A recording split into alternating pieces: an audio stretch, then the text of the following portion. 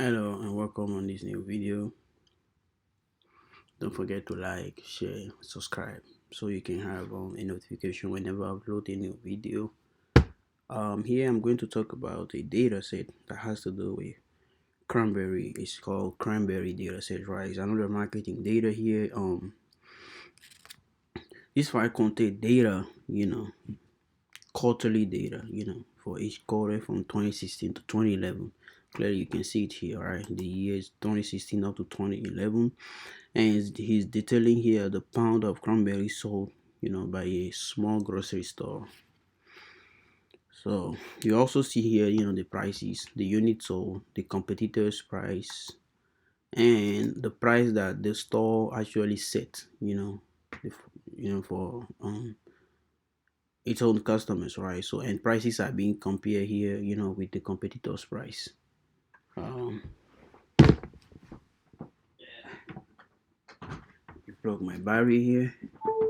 So prices are being compared here, with competitors price.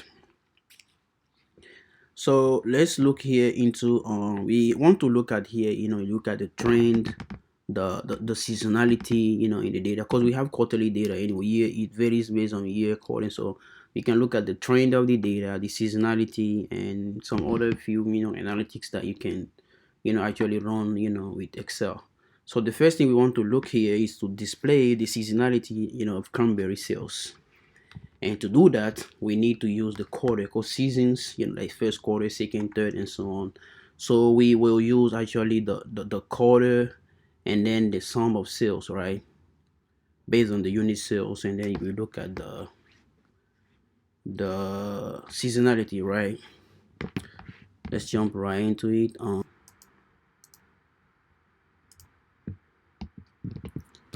So I want to focus on these two, right?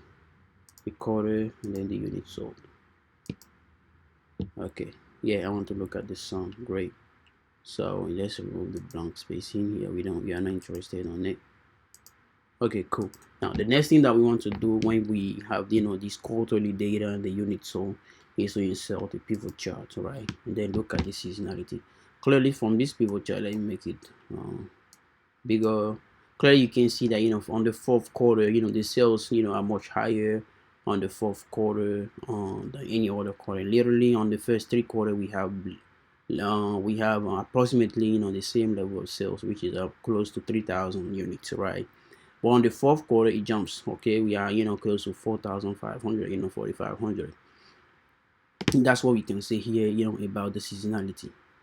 The next thing that we may want to look into here is to look at the average sales, per quarter, and whether the price is higher or lower for competition. So we can actually look at the sales, right, based on either the competitor's price or the store, and to do that, the first thing that we may want to do here is to insert a column here, right? We want to insert a column that that looks at the price difference between the competition and, the set price of the store. So let's create a formula here. We will say here price difference. I will call it price gap, actually. Okay, let's call it price gap. And the price gap will be the difference between the store price and the competition's price. So that will equal if um if this, okay, is greater than this, I would say higher. Because if my price is greater than the competition's price, right, we will say we have higher price. Okay, or we will say my price is up, I will say higher or lower. Let's say higher, right? So I'll put in here higher, right? Else I will say lower. So that's actually what we are trying to create, and parenthesis close and then jump, right? So we see my price here is 474 and this is 504 and 505. I mean 405, which means my price is higher than the competition. So we can just click into that, and when you come to the second row, you see the competition price is higher than mine. I mean, sorry, mine is still higher, so it's higher. but when you come down here, mine is lower and then it's lower and so on, go down the ladder. So based on that, we can look at we can actually analyze the unit, you know, your unit sold based on, you know, this price gap. So again, we can have another pivot table here, right, and look at the how the price gap vary, you know, based on the competition's price and the store sale price. I have a price gap here. Okay, lower, higher. We'll break it down here by quarter, and then look at the, you know, we're looking at the total sales, you know, by quarter, you know, based on the difference prices, right, the store and then the competition prices. To have a very clear look at it, let's remove the decimal here. All right, cool, fine, great. Here is what we are looking at here, right? On the first quarter, clearly we sell something like 1200, you know, when our price is higher. Okay, a lower price, which is the competition, which is like 1600. You see, that's a great, you know, huge difference, like 400 close to, right? On the second quarter, clearly we can see again something like 1600 again compared to 1300. On the third quarter, 1700, and then on the fourth quarter, 3000. Actually, it's almost like double of the higher price. So whenever the price is lower here, you know, we see we sell, you know, the store sells more, you know, a much higher unit, you know, than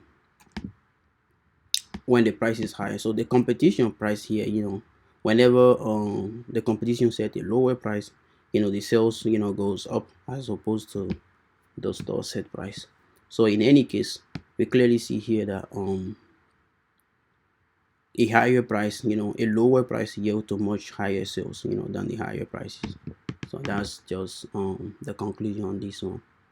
So that's just what I have, you know, for this. Oh yeah, there is one last thing that we can look at, because here we look at the the seasonal effect, right? We look at the seasonal effect. I think we can also look at the trend, right? We can also look at the trend, you know, how the data is trending throughout the year. So we can come up here with another pivot table to look at the trend throughout the year. So on the column here, we look at the year. No, we put it right here on the rows, and then we look at I would say the units sold, right? Here, sum of units sold, right? Let's remove the blank. It should be at the bottom here. Great. And we come up here with a line chart, right? Let me grab a quick line chart. You know, I wouldn't want this, right? Let me change this to a line chart. So insert here, line chart. This is not good. Yeah, this is fine. All right, great. That's how it looks, you know, throughout the year, right? That's how the data is trending, you know, from 2016 to 2011. What we see in here is like the total sales. Yeah, literally there's no clear trend, right? Because it goes up here in 2016, 2017, 2006, and then 2007 it came down, 2008. So, you know, the sales is fluctuating, so there is no clear trend as regard this data. There is no clear trend. What else? Is there something else may want to talk about here? Yeah, so yeah, basically that's what I have to, you know, for this for today. Thank you for watching and see you on the next one.